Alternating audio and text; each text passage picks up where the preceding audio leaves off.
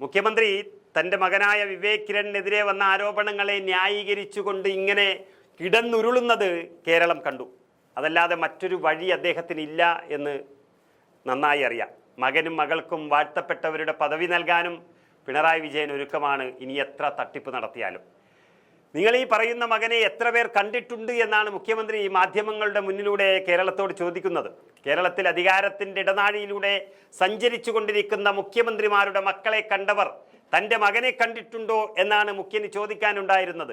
Cliff ഹൗസിൽ എത്ര മുറി ഉണ്ടെന്ന് പോലും ആ മകന് നിശ്ചയമില്ല എന്നാണ് പറയുന്നത്. ഏതായാലും തട്ടിപ്പ് നടത്തി എന്നുള്ളത് ED തന്നെ പറഞ്ഞിട്ടുണ്ട്. അപ്പോൾ ക്ലിഫ് ഹൗസിലെത്താതെ കേരളത്തിൻ്റെ മുന്നിലേക്ക് വരാതെ പുറത്തു നിന്നാണ് ഈ തട്ടിപ്പെല്ലാം നടത്തുന്നത് എന്ന് നമ്മൾ അനുമാനിക്കേണ്ടി വരും. ഒരു ദുഷ്പേരും തൻ്റെ മക്കൾ ഉണ്ടാക്കാത്തതിനാൽ തന്നെ മക്കളെ ഓർത്ത് അഭിമാന പൂരിതനാണ് പിണറായി വിജയൻ എന്ന് പറയാം. കേരള മുഖ്യമന്ത്രി തന്നെ കാട്ടിക്കൂട്ടിയ അഴിമതിക്ക് കണക്കില്ല. അപ്പോഴല്ലേ മക്കളുടെ മഹാത്മ്യം നിറഞ്ഞ് കവിയുന്നത്. മകൾ വീണയും എക്സാലോജിക്കും ഒന്നും മുഖ്യന് ഒരു ദുഷ്പേരും ഉണ്ടാക്കിയിട്ടില്ല എന്നാണ് പറയുന്നത്. കാരണം അതിനു മുൻപ് മുഖ്യൻ സ്വാധീനിക്കാൻ പറ്റുന്നവരെയൊക്കെ സ്വാധീനിച്ച് വേണ്ട പദ്ധതികളെല്ലാം ആവിഷ്കരിച്ചിട്ടുണ്ട്. അപ്പോഴും ഒരു മാനഹാനിയും ഇല്ലാത്തത് കൊണ്ടാണ് മകൾ വീണ വിജയൻ അപ്പീൽ പോയിരിക്കുന്നതിന് പിന്നിലും. തെറ്റൊന്നും ചെയ്യാത്ത വ്യക്തിയായിരുന്നുവെങ്കിൽ മുഖ്യമന്ത്രിയുടെ മകൾ അന്വേഷണത്തെ ഇത്രത്തോളം ഭയപ്പെടുകയില്ലായിരുന്നു. ഇത് മാസപ്പടി എന്ന് പറഞ്ഞ് വാങ്ങിക്കൂട്ടിയത് ലക്ഷങ്ങളും കോടികളുമാണ്. ചെയ്യാത്ത ജോലിക്ക് കൂലി വാങ്ങിയിട്ടുണ്ടെങ്കിൽ അതിവിടെ മുഖ്യമന്ത്രിയുടെ മകൾ മാത്രമാണെന്ന് എല്ലാവർക്കും അറിയാം. ആ മകൾക്കെതിരെ വിവാദങ്ങൾ വന്നപ്പോൾ അത് താൻ ചിരിച്ച് കൊണ്ട് നേരിട്ടു എന്നാണ് അദ്ദേഹം പറയുന്നത്. അത് ഏശില്ലെന്നറിഞ്ഞപ്പോഴാണ് പുതിയ വിവാദമെന്നാണ് മുഖ്യമന്ത്രി വാദിക്കുന്നത്. അപ്പോൾ ED വെറുതെ അങ്ങ് സമൻസ് അയച്ചതാകും. പാവം ചെറുപ്പക്കാരൻ ജോലി വീട് എന്നിങ്ങനെയുള്ള റൂട്ടിനാണ് പിന്തുടരുന്നത്. അതുകൊണ്ട് തന്നെ വിവേക് കിരണിന് ഒരു കാര്യത്തിലും പങ്കില്ല എന്നാണ് മുഖ്യമന്ത്രിയുടെ ന്യായം.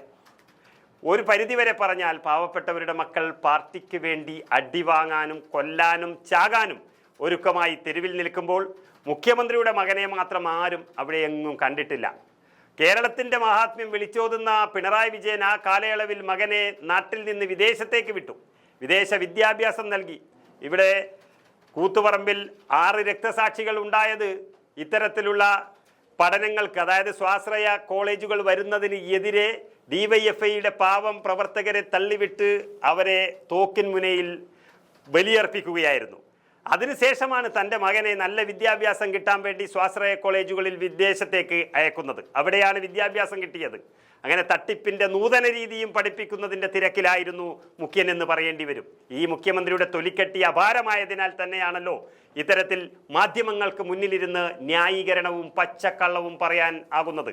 സമൻസ് എന്ന വാക്ക് തിരിച്ചു പറയാൻ പോലും അറിയാത്ത മുഖ്യമന്ത്രിയുടെ കൈകളുടെ പരിശുദ്ധി ഏതാണ്ട് ജനങ്ങൾക്കിപ്പോൾ വളരെ ബോധ്യമായിട്ടുണ്ട്.